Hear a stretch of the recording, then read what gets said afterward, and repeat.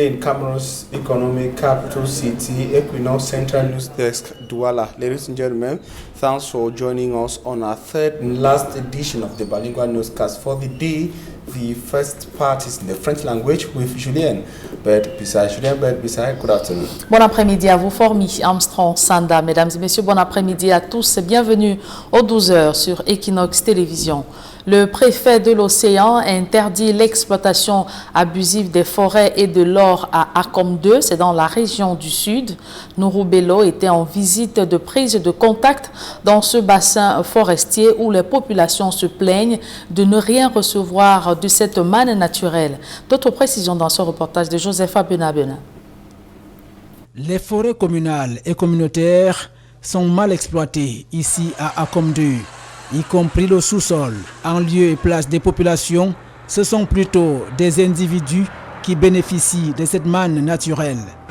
Il y a également des exploitants qui s'immiscent, n'est-ce pas, à travers certains canaux plus ou moins conventionnels et qui exploitent certaines essences de manière véritablement incontrôlée. C'est pour ça que l'on parle de l'exploitation illicite et parfois abusive. Maintenant, la problématique du profit que la population tire de ça est un peu complexe. Parce que les individus qui facilitent l'exploitation illicite, ça c'est un cas. Ou alors les contrats qui sont passés entre les forêts communales ou communautaires et des partenaires parfois profitent simplement à des groupes. Le préfet de l'Océan, en tournée de prise de contact, interdit formellement cette forme d'exploitation qui ne bénéficie pas aux populations. Je voudrais aussi inviter au secteur des forêts communautaires à être des personnes prises de développement et non des personnes qui vont utiliser la forêt communautaire à des fins personnelles. Donc je voudrais ici inviter Madame le maire. Autant il y a des forêts communautaires, c'est une bonne chose, autant il faut aussi accompagner les villages pour pouvoir aussi obtenir des forêts communautaires. Et cela va nous permettre de lutter contre l'exploitation sauvage du bois.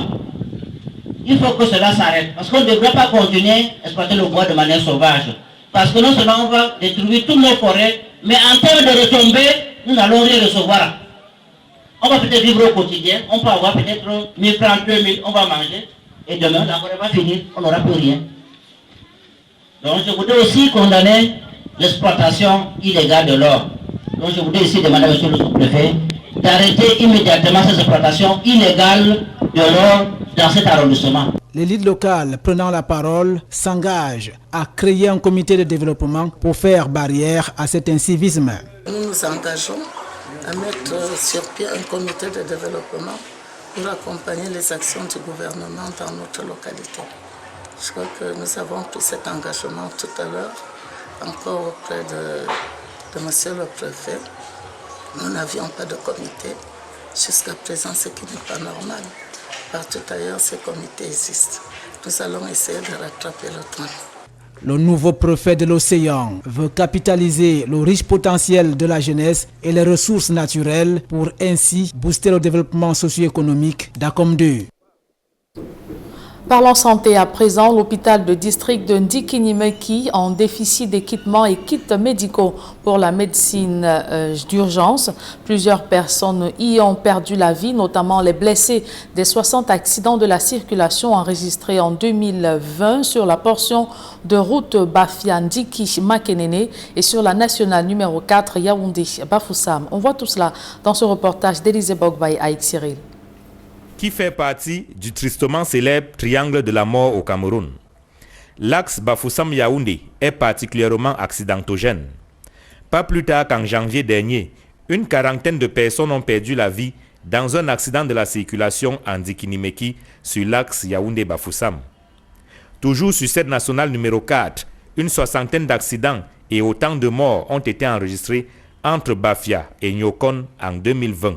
Ndikinimeki se trouve sur un axe accidentogène, la route centrale Yaoundé-Bafoussam, et il y a beaucoup de risques. Et hormis ça, à l'intérieur, comme pour ceux qui sont de passage, il y a beaucoup de problèmes de santé qui se posent. Le tronçon Bafia, pour ne pas dire Konyambeta, jusqu'à Nyokon, c'est un tronçon très accidentogène. On a enregistré 57 accidents de la voie publique pour 56 morts et 97 blessés graves en 2020. La question de la prise en charge des victimes d'accidents de la circulation sur la nationale numéro 4 se pose avec acuité. L'hôpital de district de Ndikinimeki, ne disposant pas de plateau technique adéquat et encore moins d'une banque de sang, les malades sont souvent transportés jusqu'à Yaoundé, à leurs risques et périls. Parfois, faute de pouvoir les transfuser, on est obligé de les référer, vous imaginez, à Yaoundé, où on n'est pas sûr qu'ils arriveront. Vous comprenez un peu. Donc, faute est notre difficulté ici de pouvoir se référer un patient tout en sachant que le pronostic n'est pas très bon. L'hôpital de district de Ndikinimeki vient de se voir doté d'une banque de sang.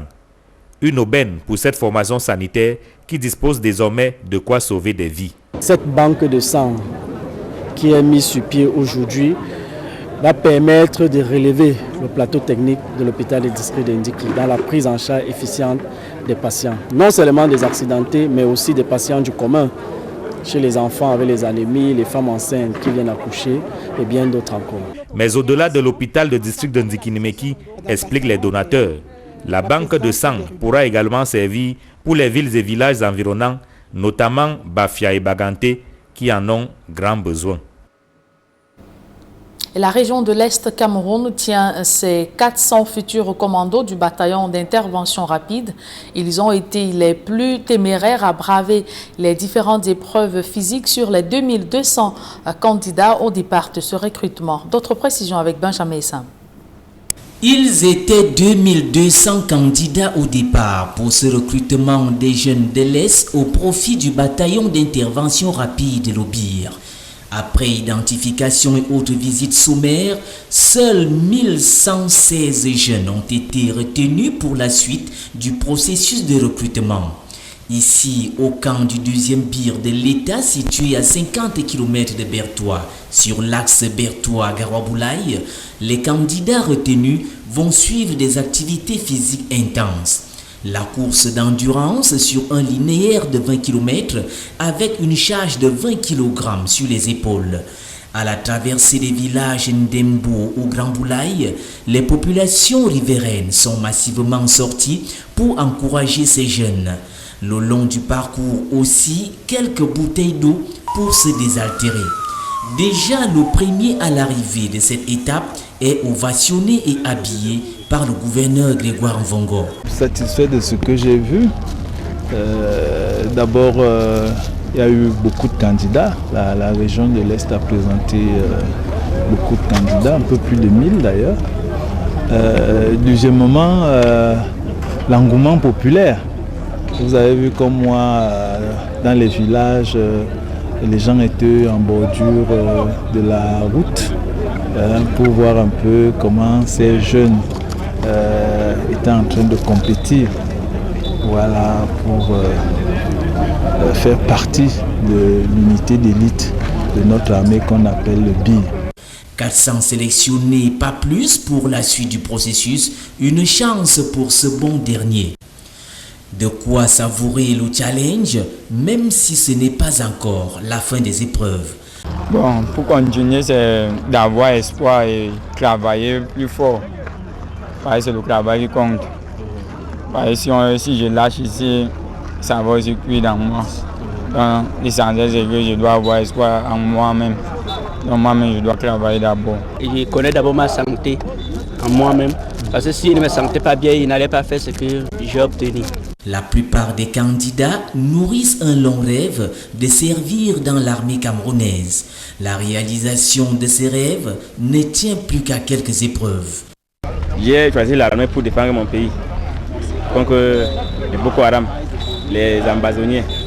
Oui, donc je me sens capable pour les combattre. D'autres activités vont suivre, notamment le transport du poteau. 15 candidats par poteau pour tester l'esprit de travail en équipe, mais dans l'adversité. Et pour le sprint final, il faudrait compter sur le marquage individuel. Pas facile donc de faire partie de cette force d'élite de l'armée camerounaise. Des forces de défense et de sécurité en guerre contre l'incivisme et l'insécurité sur la route. Des éléments de la brigade d'intervention rapide sous les ordres du colonel Mezuizo et Liromance ont débarrassé les rues de la ville de Bafoussam de différentes ordures ménagères. Leclerc Sakem.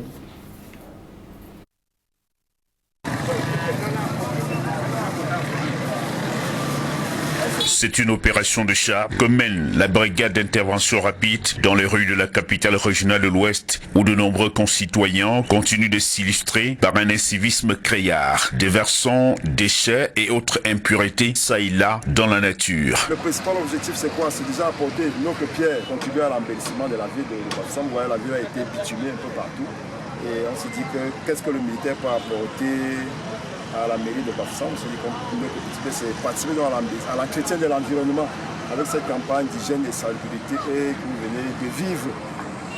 L'autre objectif, c'est également d'éduquer la population, l'amener également à participer à la protection de cet environnement. Dans les rues de la ville de Bafoussam, les éléments de ce cœur d'élite, peu connus du grand public, s'adonnent à une sorte de sensibilisation, prêchant par l'exemple dans une action concitoyenne qui a permis de débarrasser les points sensibles de la ville de ces immondices, à l'instar de la gare routière principale, l'Ars Camille, entre autres, avec pour point de chute la communauté urbaine. La brigade d'intervention rapide fait partie des unités de combat de l'armée camerounaise composée du bataillon des troupes aéroportées, du bataillon spécial amphibie et du bataillon de la Renaissance blindée. Et c'est avec ce reportage de Leclerc Sakem que nous mettons un terme à la première partie de ce journal. La seconde est en langue anglaise avec vous, Forbi Armstrong Sanda. Good day once again. Good day once again, Julien Bert-Bisa. Good day once again, ladies and gentlemen. Thanks for joining us in the second segment of information. Cameroon's partners are striving to help the country's health system to better respond to the COVID-19, that is the coronavirus pandemic and other pandemics and health-related issues. The United Nations Development Program, which is one of its partners, is pumping in financial and material support to the government of Cameroon to this light, and the information and the capacity, that is the objective and the capacity of the health system of Cameroon with the necessity to be boosted was made public by officials during an event in Douala's Immaculate Fogwe tells us in the following report. Cameroon's health system and response to the coronavirus pandemic suffers setbacks ranging from infrastructure to equipment deficiency. Her partners, including the United Nations Development Program, are lending a helping hand in a $27,440,000 agreement signed between the Islamic Development Bank and the Cameroon government. The purpose is to enhance immediate response to COVID-19 through the provision of vital medical and non-medical equipment, including these ambulances. 10 ambulances of what we call category B, which are 4x4 vehicles that can reach remote areas to provide emergency support to the population in the framework of the fight against COVID-19. This is a funding from the government of Cameroon through the Islamic Development Bank, for which UNDP has acted as the implementing partner to support the government strengthen the health system. It's just a wonderful cooperation because it's the financement of the government of Cameroon through the bid, I think. So our friends here, Mr. Jean-Luc, do diligence to acquire this ambulance for the reinforcement of our system, of health system in Cameroon. The Islamic Development Bank and the United Nations Development Program, UNDP, as executing agencies, financed these ambulances and other medical equipment worth $13.8 million. Public Health Minister Manauda Malachi adds that the reinforcement of the health system will go a long way to enhance Cameroon's capacity to better deal with possible outbreaks of epidemics and pandemics. Meantime, the GCE board says it has stepped up its fight for inclusive education. The information of the General Certificate of Education Board was made by the board chair, Professor Leke Tambo in Buea, chieftain of the Southwest region, during a meeting with educational stakeholders and pupils concerned. Derek Jato tells us more from the Southwest.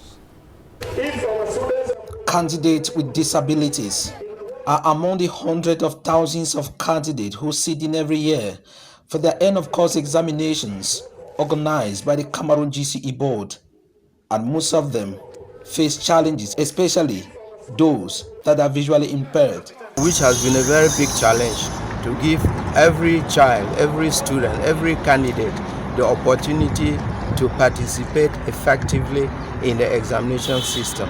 And the Cameroon Baptist Convention Health Services has been advocating for the GCE board to consider the needs of these candidates. After donating equipment to facilitate brailing of exams in 2012, 9 years after, the Cameroon Baptist Convention Health Services, headed by its director, Professor T. Pius, is here again at the GCE board for the formalization of this memorandum of understanding. We will work with the GCE board to do the training. We will work with them to ensure that more assistive equipment are available in most schools. And Professor Leke Tambo, the board chair on behalf of the GCE board, thanked the CBC for facing in the same direction with the GCE board for inclusive education. We are happy because it will give us the opportunity to continue giving everybody the chance, everybody the opportunity to participate effectively in our examination system. Earlier, the ceremony witnessed the handing over of a refurbished and equipped space at Baptist High School Buea to enable candidates with disabilities have a fair chance to perform at their optimum. Meantime, a Cameroonian scholar based in the United States of America has asked belligerent parties in the armed conflict in the northwest and southwest regions of Cameroon to be serious with their commitment towards a meaningful dialogue to end the crisis that has been raging on for too long. The personality concerned, Dr. Itami, was speaking in Buea at the University of Buea campus, where he met some persons with physical disabilities, as Derek Jato once again tells us from the Southwest. Ngwezana Ngondefi Adel, a visually impaired level 200 student of the University of Buea, tell Equinox Television her story. I, for one, I was kidnapped and a ransom was asked. I was tortured since my parents were delaying to raise the money. And everything about her schoolmate, Eso Diodene, is not the same again. During the start of this crisis, I lost my dad around November. From there, things have been... I was based in Moroka, but from there, things were not that good, so I left Tukumba. So I've been sitting there for about 4 years with my stepmom. Before I could come to school, she passed away. So for now, I'm just alone. Everyone here has a story. Some have lost both parents to the war in the Anglophone regions. And after listening to them, Dr. Etame Same Henry, a Cameroonian scholar based in the United States of America, charged the both parties involved in the crisis to start talking on a more serious note. But I think the way out of this quagmire is talk to each other. There's no crisis can resolve itself by itself. People need to talk to understand what others think. Selected by the authorities of the University of Buea, these students, victims of the war in the Anglophone regions, are today recipient of a scholarship from the Bamileke Association based in the USA. This is to enable them to meet up with some of their school needs. With this, we are extending our hand of compassion to you as well. A compassionate hand that tells you that you are not alone. Taking place at the boardroom of the Central Administrative Unit of the University of Buea, Professor Noel Alembong, Deputy Vice Chancellor in charge of Teaching, Information and Communication Technology, sitting in for the Vice Chancellor, challenged other Cameroonians out there in the diaspora to see giving back home for development as a responsibility. We are really happy to have our compatriots from the diaspora who have come to give us a hand in the training of our children by offering them some scholarships. Our prayer is that everyone should be on board. Whether you are in Cameroon or in the diaspora, we should all be on board as far as the development of our country is concerned. The educational sector is one of the most hit sectors by the war in the Anglophone regions since 2016. And now we talk something else, talking recruitments into the National Armed Forces in Cameroon. The recruitment of young Cameroonians into the Rapid Intervention Battalion in the East region of Cameroon, to say that some 400 candidates of the initial 2,200 have been retained for the training after different trainings after the identification stage, and that stage which also comprised some tests carried out on the candidates concerned. Some 1,800 were eliminated after the identification and test exercise at the big camp in the East region of the country. The retained candidate proceeded with intense physical training, including race with 200 kilograms to be covered with a load of over 20 kilograms. That is 220 kilometers to be covered with a load of over 20 kilograms on each candidate's shoulder in the East region. And in sports, we talk the Mount Cameroon Race of Hope 2021 that has ended in Buea Chieftown of the Southwest region of Cameroon, with winners already known with regards in the male and the female category. And the winner for this year's Mount Cameroon Race of Hope is Ali Muhammadu, who finished on the first position. And after the race, we hooked up with the winner, Ali Muhammadu. Take a listen to him. What was the challenge you faced? Why going up and why coming down? Well, if you see somebody went up to the summit and come down, you respect that person. That is the first thing that I would say. Because to leave from here and run 42 kilometers backwards, it is not order than to say you are a good athlete. A word in French, a word in French. A word in French. Ali Muhammadu, winner of the 2021 Mount Cameroon Race of Hope. He is from Jakiri in the Buea division of the Northwest region. Ladies and gentlemen, that sports information brings us to the end of this edition of the Bilingual Newscast on Equinox. Have a rendezvous with us tomorrow at 7 a.m. God willing. Julien, see you tomorrow at 7 a.m. Vous l'avez dit, Formi Armstrong Sandal. Prochain rendez-vous d'information, c'est demain lorsqu'il sera 7 h. Mesdames et messieurs, merci d'avoir suivi cette édition bilingue du journal. Retrouvez dans quelques secondes Flavie Valodongo et toute son équipe pour la première édition du mois de mars 2021 de votre quotidien santé.